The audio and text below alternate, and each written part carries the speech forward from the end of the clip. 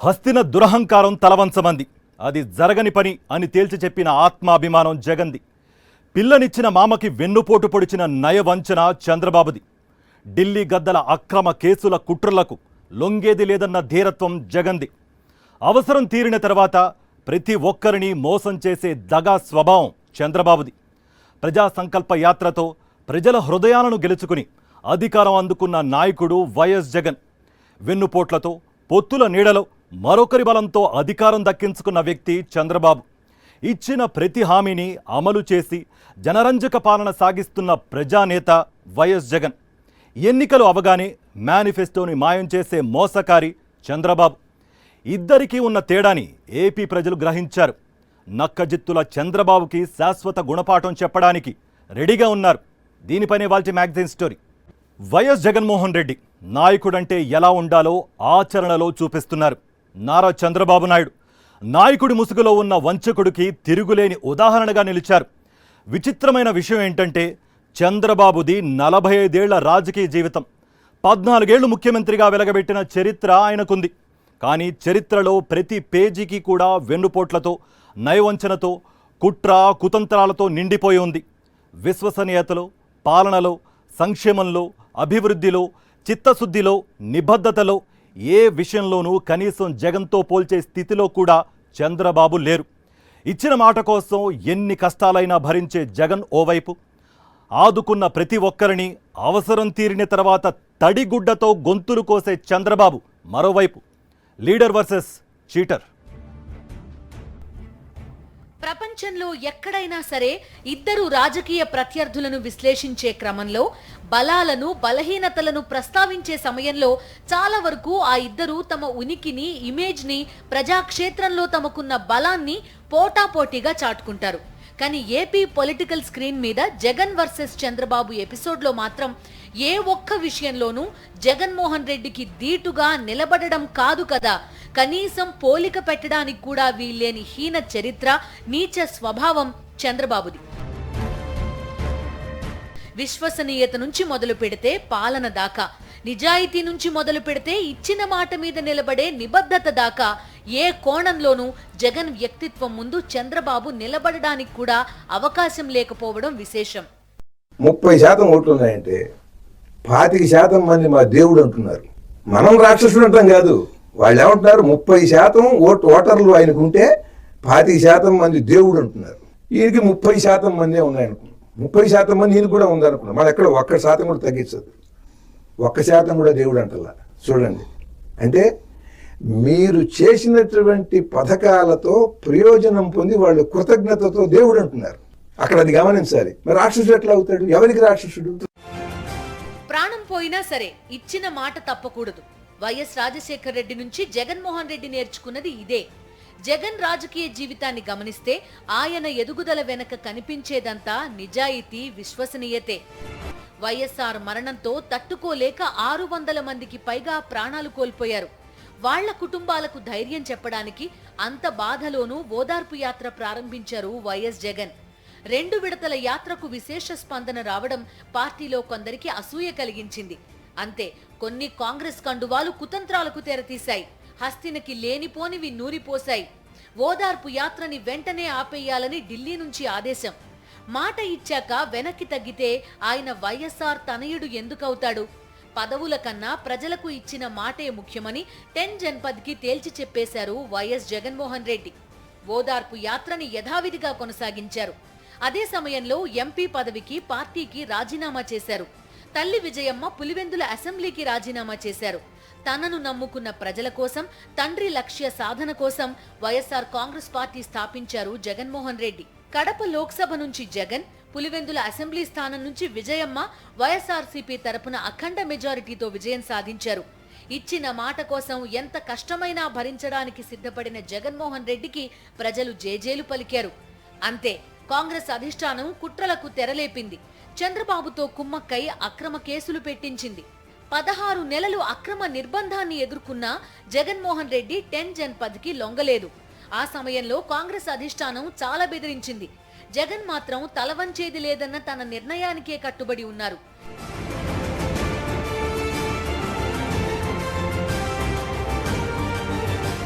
2014 ఎన్నికల్లో TDP, BJP, Janasena కూటమిగా పోటీ చేశాయి. వైఎస్ఆర్సీపీ ఒంటరిగానే పోటీ చేసింది.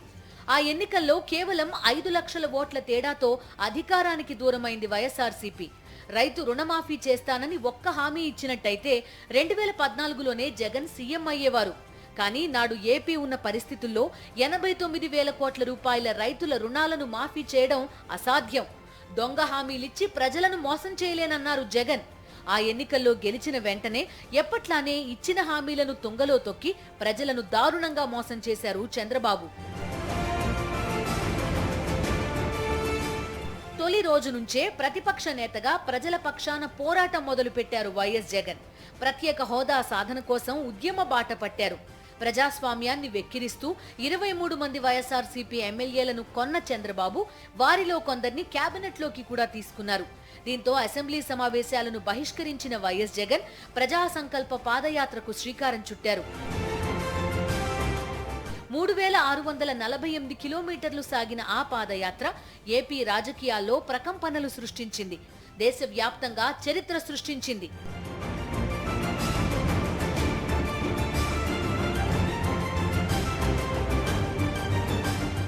2019 ఎన్నికల్లో తన ప్రభుత్వ వ్యతిరేక ఓటు వైఎస్ఆర్సీపీకి వెళ్లకుండా చీల్చడానికి జనసేనని విడిగా పోటీ చేయించారు చంద్రబాబు. ఎన్ని కుట్రలు చేసినా 50% పైగా ఓట్లతో 151 అసెంబ్లీ స్థానాలను, 22 లోక్సభ స్థానాలను వైఎస్ఆర్సీపీ గెలుచుకుంది. టీడీపీకి తన చరిత్రలోనే ఎన్నడూ చూడనంత దారుణమైన ఓటమిని జగన్ రుచి చూపించారు. జగన్మోహన్ రెడ్డి రాజకీయ జీవితాన్ని పరిశీలిస్తే ఇచ్చిన మాట కోసం, తనపై భరోసా ఉంచిన ప్రజల కోసం ఎన్ని కష్టాలు పడడానికైనా వెనకాడలేదు. మాట తప్పలేదు, మడమ తిప్పలేదు. విశ్వసనీయతతో కూడిన రాజకీయాలకు కేర్ ఆఫ్ అడ్రస్ అనగానే గుర్తుకొచ్చేది 2 పేర్లు. ఒకటి వైఎస్ రాజశేఖర్ రెడ్డి, 2 వైఎస్ జగన్మోహన్ రెడ్డి. చంద్రబాబు అంటే కుట్ర, చంద్రబాబు అంటే మోసం, చంద్రబాబు అంటే దగ, చంద్రబాబు అంటే వెన్నుపోట్లు. ఇది రాజకీయాలకు సంబంధించి. మరి పాలకుడుగా చంద్రబాబు ఇమేజ్ ఏంటి? విజనరీ ముసుగులో ఉన్న అవినీతి అనకొండ. అధికారం అందగానే స్కామర స్కీములు చేయడం, వ్యవస్థలను మేనేజ్ చేయడం. రాజకీయ జీవితం ప్రారంభం నుంచి ఈనాటి వరకు బాబు ఎదుగుదల వెనుక, గెలుపుల వెనుక, కీలక మలుపుల వెనుక ఓ కుట్ర ఖచ్చితంగా ఉంటుంది, ఓ వెన్నుపోటు ఉంటుంది. నిస్సిగ్గుగా వాడేసుకుని వదిలేయాలన్న నీచమైన ఎత్తుగడ ఉంటుంది. చంద్రబాబు నాయుడు 45 ఏళ్ల రాజకీయ జీవితం మొత్తాన్ని తరచి చూడండి, కనిపించేదంతా కన్నింగ్ పాలిటిక్సే. చంద్రబాబు రాజకీయ జీవితం ప్రారంభమైంది కాంగ్రెస్ తో. సినిమాటోగ్రఫీ మంత్రిగా ఎన్టీఆర్ తో అయిన పరిచయమే ఆయనకు అల్లుణ్ణి చేసింది. ఆ తరువాత ఎన్టీఆర్ టీడీపీ పెట్టారు. మీ మామగారు పార్టీ పెట్టారు, అందులోకి వెళతారా అని మీడియా ప్రశ్నిస్తే ఇందిరాగాంధీ ఆదేశిస్తే తన మామ మీదే పోటీ చేస్తానని డాంభికాలు పలికాడు. ఎన్టీఆర్ ప్రభంజనంలో కాంగ్రెస్ ఓటమి పాలయ్యింది. చంద్రగిరిలో చంద్రబాబు ఓడిపోయాడు. అప్పటిదాకా మామ మీదే పోటీ చేస్తానని ఆవేశపడిన చంద్రబాబు ఎమ్మెల్యేగా ఓడిపోగానే ప్లేటు ఫిరాయించాడు. టీడీపీలో చేరడానికి పావులు కదిపాడు. నిజానికి చంద్రబాబుని పార్టీలోకి చేర్చుకోవడం ఎన్టీఆర్కి ఏమాత్రం ఇష్టం లేదని తన భార్య భువనేశ్వరి ద్వారా మామ మీద చంద్రబాబు తీవ్రమైన ఒత్తిడి తెచ్చాడని నాటి రాజకీయాలను దగ్గరగా చూసిన వాళ్లు చెబుతుంటారు. టీడీపీలో చేరిన తరువాత ఎన్టీఆర్ దగ్గర వినయంగా నటిస్తూ పార్టీ మీద క్రమంగా పట్టు పెంచుకుంటూ వచ్చారు. 1989లో కుప్పం నుంచి చంద్రబాబు ఎమ్మెల్యేగా గెలిచారు. కానీ ఆ ఎన్నికల్లో టీడీపీ ఓటమి పాలైంది. 1994లో టీడీపీ గెలవడంతో ఎన్టీఆర్ గవర్నమెంట్లో ఆర్థిక, రెవెన్యూ మంత్రిగా పనిచేస్తూ కేవలం 7 ఏడాది కాలంలోనే ఎన్టీఆర్కి వెన్నుపోటు పొడిచారు. ఆ క్రమంలో ఎన్టీఆర్ కుటుంబాన్ని ఎంతగా వాడాలో అంతగా వాడేశారు. ఎన్టీఆర్కి ద్రోహం చేసిన పాపంలో ఆయన కుమారులు, కుమార్తెలకు వాటా ఇచ్చాడు. అవసరం తీరిన తరువాత వాళ్లందరినీ అంతే నిర్దాక్షిణ్యంగా పక్కకు నెట్టేశాడు.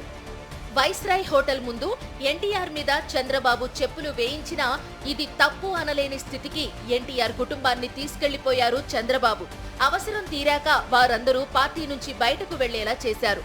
2009 ఎన్నికలు టీడీపీకి చావో రేవో అన్నట్టుగా తయారవడంతో మళ్లీ నందమూరి కుటుంబం అవసరం వచ్చింది. జూనియర్ ఎన్టీఆర్ ని రంగంలోకి దించారు. నాడు జూనియర్ ఎన్టీఆర్ టీడీపీ కోసం చేసిన ప్రచారం అంతా ఇంతా కాదు. తీవ్రంగా శ్రమించాడు. షూటింగ్లు పక్కన పెట్టి ఏపీ అంతా విస్తృతంగా ప్రచారం చేశాడు. చివరికి హైదరాబాద్ వస్తూ కారు యాక్సిడెంట్లో గాయపడి ఆస్పత్రిలో బెడ్ మీద నుంచే ప్రసంగాలు చేశాడు. ఆ ఎన్నికల్లో టీడీపీ ఓటమి తరువాత కొడుకు లోకేష్ ని తెర మీదకి తేవడం కోసం జూనియర్ ఎన్టీఆర్ ని పక్కన పెట్టేశారు చంద్రబాబు. వాడుకుని వదిలేయడం, నమ్మించి అవసరం తీరాక మోసం చేయడం, ఈ ఫార్ములాని ఎక్కడైనా విచ్చలవిడిగా అప్లై చేయడంలో చంద్రబాబు నైపుణ్యం అసాధారణం. ఆయన 3 సార్లు ముఖ్యమంత్రి అయితే తొలిసారి మామకి వెన్నుపోటు పొడిచి అధికారం లాక్కున్నారు. మిగిలిన 2 సార్లు బీజేపీ ఇమేజ్ ని వాడుకునే పవర్లోకి వచ్చారు.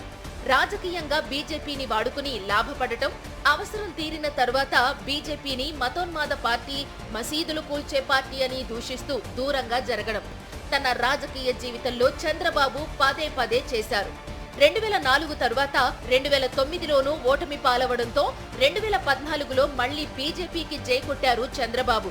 గుజరాత్ అభివృద్ధి నమూనా కేంద్రంగా దేశవ్యాప్తంగా బీజేపీకి పాజిటివ్ వైబ్రేషన్స్ స్టార్ట్ అయ్యాయి. దీన్ని గ్రహించిన చంద్రబాబు మోదీ ఇమేజ్ ని వాడుకుని 2014లో గెలిచారు. ప్యాకేజీ చాలు, ప్రత్యేక హోదా అక్కర్లేదంటూ ఏపీకి తీరని నష్టం చేశారు. అటు ప్రత్యేక హోదా కోసం వైఎస్ఆర్సీపీ పోరాటం చేయడంతో ప్రజలు వైసీపీ వైపే ఉన్నారు. దీన్ని గ్రహించిన చంద్రబాబు 2018లో ఎన్డీఏ నుంచి బయటకొచ్చారు. మళ్లీ బీజేపీని, మోదీని నానా మాటలు అంటూ ప్రత్యేక హోదా కోసం ధర్మ పోరాట దీక్షల పేరుతో డ్రామా చేశారు. 2019 ఘోర ఓటమి తరువాత నుంచి బీజేపీకి దగ్గర కావడానికి విశ్వ ప్రయత్నాలు చేశారు చంద్రబాబు. చిత్రమైన అంశం ఏంటంటే చంద్రబాబు వంచక స్వభావం తెలిసి కూడా ముచ్చటగా 3ోసారి చంద్రబాబుతో స్నేహానికి బీజేపీ సై అనేసింది. నీతి, నిజాయితీ, విశ్వసనీయతలకు దూరంగా కుట్రల్లో మునిగి తేలుతూ 45 ఏళ్ల పాటు రాజకీయం చేస్తూ వచ్చిన చంద్రబాబు ఈ ఎన్నికల సమరంలోనూ నిస్సిగ్గుగా కుతంత్రాల మధ్య తన ఉనికి చాటుకుంటున్నారు. రాజకీయాలు కావచ్చు, పాలన కావచ్చు, మాట తప్పని, మడమ తిప్పని వ్యవహార శైలి జగన్ది. కేవలం 5 ఏళ్ల పాలనలో దేశమంతా ఏపీ వైపు చూసేలా చేశారు. సంక్షేమంలో, అభివృద్ధిలో అద్భుతాలు చేశారు. మేనిఫెస్టోలో ఇచ్చిన ప్రతి హామీని అమలు చేశారు. ఇందుకు పూర్తి విరుద్ధమైన దగాకోరు పాలన చంద్రబాబుది. 14 ఏళ్లు ముఖ్యమంత్రిగా వెలగబెట్టిన ఇప్పటికీ చంద్రబాబుకి చెప్పుకోవడానికి ఒక్క కార్యక్రమం అంటూ ఏదీ లేదు. రాజకీయాల్లో ఎంత సహజంగా చంద్రబాబు వెన్నుపోట్లు పొడిచేస్తారో పరిపాలనలోనూ అంతే. ప్రతిసారి ప్రజలను దారుణంగా మోసం చేశారు. ఎన్నికలు అవ్వగానే నిస్సిగ్గుగా మేనిఫెస్టోను పక్కన పారేయడం, తన హామీలను నమ్మి ఓట్లేసిన ప్రజలను అవమానించడం చంద్రబాబుకు మాత్రమే సాధ్యమైన ద్రోహ విద్య. రాజకీయాల్లో మాత్రమే కాదు, పరిపాలనలోనూ విశ్వసనీయత, నిజాయితీకి పెద్దపీట వేసిన నాయకుడు జగన్మోహన్ రెడ్డి. విజనరీ ముసుగులో దశాబ్దాలుగా చంద్రబాబు ప్రజలను మోసం చేస్తే అసలు దార్శనికత అంటే ఏంటో చూపించిన నాయకుడు జగన్. సంక్షేమం, అభివృద్ధి, సామాజిక న్యాయం ఇలా చెప్పుకుంటూ పోతే 1, 2 5 ఏళ్ల జగన్ పాలన జనరంజక పాలనకు నిర్వచనంగా నిలిచింది. అనేక రాష్ట్ర ప్రభుత్వాలకు ఆదర్శంగా మారింది. మేనిఫెస్టోలో ఇచ్చిన హామీలన్నీ జగన్ నెరవేర్చారు. దేశంలోనే ఇప్పటిదాకా ఎవరికీ ఇది సాధ్యం కాలేదు. చెప్పాడంటే చేస్తాడంతే అనిపించుకోవటం మాత్రమే కాదు, చెప్పనివి చేసి ప్రజల సంక్షేమంపై, రాష్ట్ర అభివృద్ధిపై తనకున్న చిత్తశుద్ధిని ఎంతో గొప్పగా నిరూపించుకున్న నాయకుడు జగన్మోహన్ రెడ్డి. 2019 ఎన్నికల మేనిఫెస్టోలో ఈబీసీ నేస్తం, కాపు నేస్తం లేవు. అయినా వాటిని అమలు చేశారు జగన్. అలానే ప్రభుత్వ పాఠశాలల రూపురేఖలను పూర్తిగా మార్చేశారు. ఇందుకోసం 73,000 కోట్ల రూపాయలను ఖర్చు పెట్టారు. ఓటు హక్కు లేదు కాబట్టి విద్యార్థులతో మనకేం పనిలే అన్నట్లుగా దేశంలోని ప్రతి రాజకీయ పార్టీ వ్యవహరిస్తున్న నేపథ్యంలో విద్యార్థులే రేపటి ఆంధ్రప్రదేశ్ భవిష్యత్తుని గుర్తించిన విజనరీ లీడర్ జగన్మోహన్ రెడ్డి. ఆరోగ్య శాఖలో 54,000 ఉద్యోగాలను భర్తీ చేసి మారుమూల గ్రామాలకు కూడా ఆధునిక వైద్యాన్ని అందుబాటులోకి తీసుకువచ్చారు. ఆరోగ్యశ్రీ పరిమితిని 25 లక్షలకు పెంచి 5.5 కోట్ల మంది ప్రజల ఆరోగ్యానికి అభయం ఇచ్చారు. ఇవేవి 2019 ఎన్నికల మేనిఫెస్టోలో జగన్ చెప్పలేదు. అంటే తానిచ్చిన హామీలన్నీ అమలు చేయటమే కాకుండా చెప్పనివి కూడా చేసి చూపించిన పరిపాలనా దక్షుడు వైఎస్ జగన్మోహన్ రెడ్డి. 2 ఏళ్ల సమయాన్ని కరోనా మింగేసినా కేవలం 3 ఏళ్లలో ఇటు సంక్షేమంలోనూ అటు అభివృద్ధిలోనూ ఏపీని పరుగులు పెట్టేలా చేశారు జగన్. 14 ఏళ్లు ముఖ్యమంత్రిగా వెలగబెట్టిన చంద్రబాబుకు తాను ఫలానా చేశానని చెప్పుకోవటానికి ఒక కార్యక్రమం, ఒక పథకం కూడా లేని పరిస్థితి. ఇచ్చిన ప్రతి హామీని తుంగలో తొక్కిన ఘనత కూడా చంద్రబాబుదే. 2014 ఎన్నికల్లో 650కు పైగా హామీలు ఇచ్చిన చంద్రబాబు అధికారంలోకి రాగానే మేనిఫెస్టోనే పార్టీ వెబ్సైట్ నుంచి తొలగించి ప్రజలను మోసం చేశారు. చివరకు రైతు రుణమాఫీ హామీని కూడా నెరవేర్చలేదు.